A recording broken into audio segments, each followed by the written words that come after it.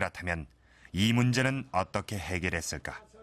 그 방안이 뱃골이었다. 여기 항쟁이 나로 못 갑니다. 배가.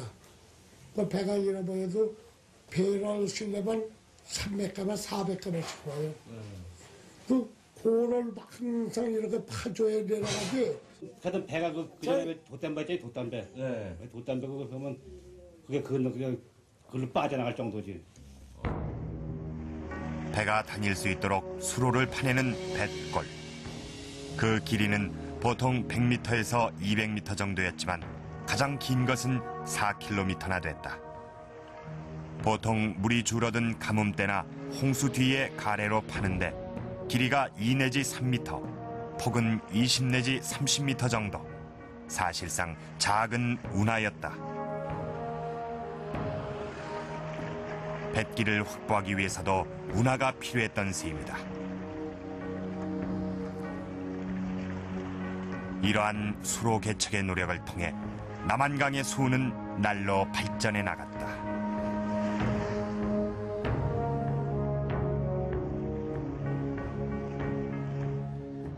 이 태안반도에 운하를 건설하려고 했던 이 끈질긴 국토 개발의 노력은 강으로 이어졌습니다. 이 바닷길을 이용하는 대신에 강을 이용한 내륙 수운을 발달시키게 된 것이죠. 자, 지금 보시는 이 배는 이 쇠곡을 싣고 한강을 누비고 다니던 이 평저선입니다. 강배지요. 이 가볍고 날렵해서 바람을 타면 아주 빠르게 오고 가고 했습니다. 이 조운을 끝내고 나면은 이런 배들은 쇠곡 대신에 소금이나 젓갈 또 이런 특산물 등을 실어 날랐습니다. 이 조선 후기에는 이 남한강을 이용해서 한양을 드나들던 이런 배들이 하루에 500척이나 됐다고 합니다.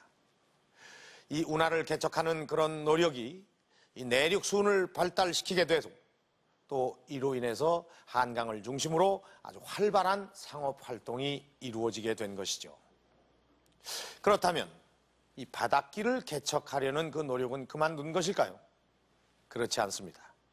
운하는 계속 뚫었습니다. 이 태안반도뿐만이 아니라 그 외 지역에서도 이 운하 뚫기는 조선 후기까지도 계속됐는데 18세기에 마침내 성공을 하게 됩니다. 과연 어디였을까요?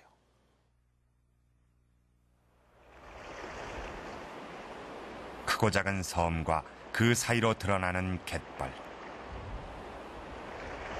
천혜의 비경인 안면도 연안도 조운선이 반드시 지나야 하는 항로다. 그러나 그 이면엔 또 다른 얼굴이 숨어 있다. 거세게 몰아치는 높은 파도와 곳곳에 포진하고 있는 암초지대.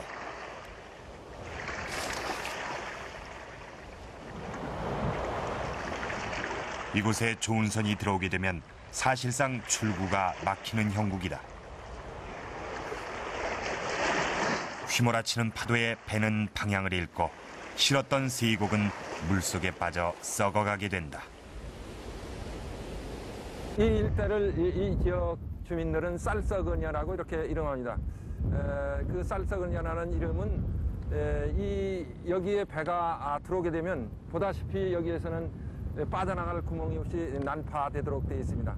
그만큼 여기 와서 그 조운선이 와서 많은 난파가 있음으로 인해서 그 쌀이 다 썩어가지고 그의 이름인 것으로 이렇게 전해집니다. 심지어는 그것을 이유로 해가지고 세곡선을 운반하는 책임자들이 중간에 사복을 채우기 위해서 쌀을 많이 빼돌리고서 거의 빈 배로 와서 여기다가 일부러 부딪혀서 난파하고도 보고하면은 중앙정부에서는 그것을 믿을 만큼 이 지역은 상당히 운항하는데 아주 어려운 곳으로 이렇게 알려져 왔습니다. 안흥량에 버금가는 골칫거리였던 쌀 썩은 역. 이 문제는 어떻게 풀었을까?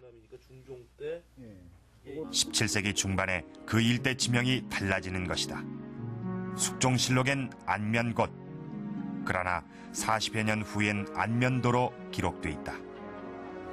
보다시피 곶이라고 하는 것은 육지가 좁고 길게 뻗어나가 있는 그런 것을 곶이라고 하고 섬이라고 하는 것은 바다로 둘러싸여 있는 그런 것들을 얘기하는 것인데, 이런 기록에 보면은 인조 16년 1638년까지는 고수로 표현되어 있는데 숙종 3년 기록을 보면 안면도 이렇게 도로 표시가 되어 있어요.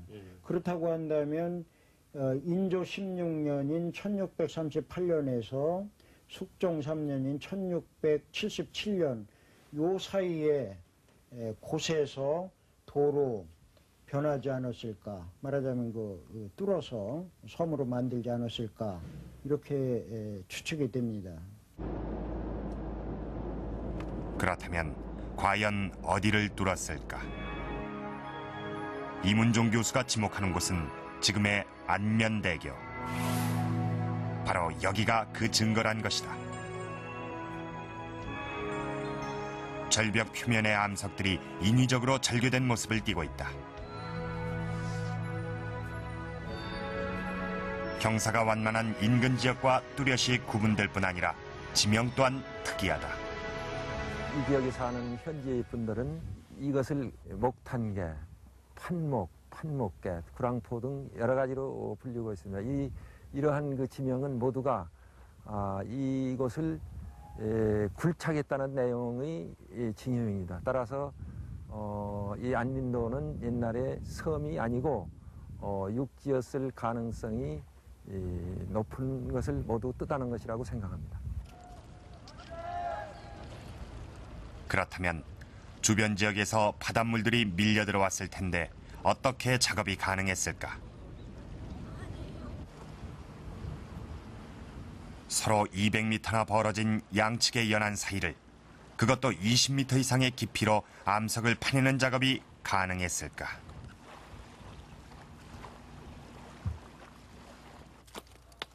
그러나 의문은 곧 풀리고 만다. 이 일대에 주로 분포하고 있는 암석은 편마암. 결이 있다 이거죠. 이렇게 하니까 떨어져 버리네. 화강암과 달리 결대로 잘라지는 성질을 갖고 있다.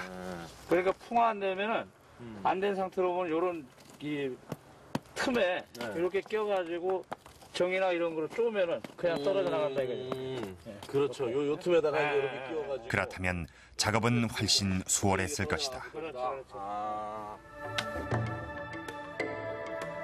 정과 망치만 갖고도 캐낼 수 있는 편마암이 대부분이고 화강암보다는 강도가 약한 사암과 규암이 조금 섞여 있는 것이다. 반대편 연안도 마찬가지. 작업은 성공적으로 진행될 수 있었다는 진단이다. 좀 쉬운 말로 하면은 이제 떡시루에서 위에 떡을 떼내고 그 다음 떡을 떼내듯 그런 방법을 아마 생각하시면 이해하시기가 좀 좋을 것 같습니다. 네.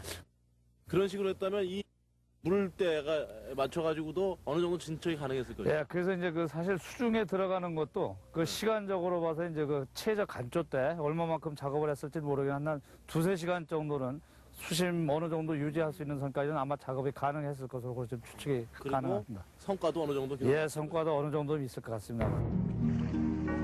그리고 무엇보다도 이미 500년간 11번이나 시도했던 태안반도 운하의 공사 경험이 축적돼 있었다. 인평리 운하의 연장선상에서 이곳에 운하가 생긴 것이다. 그리고 그 결과 오늘 우리 앞에 안면도가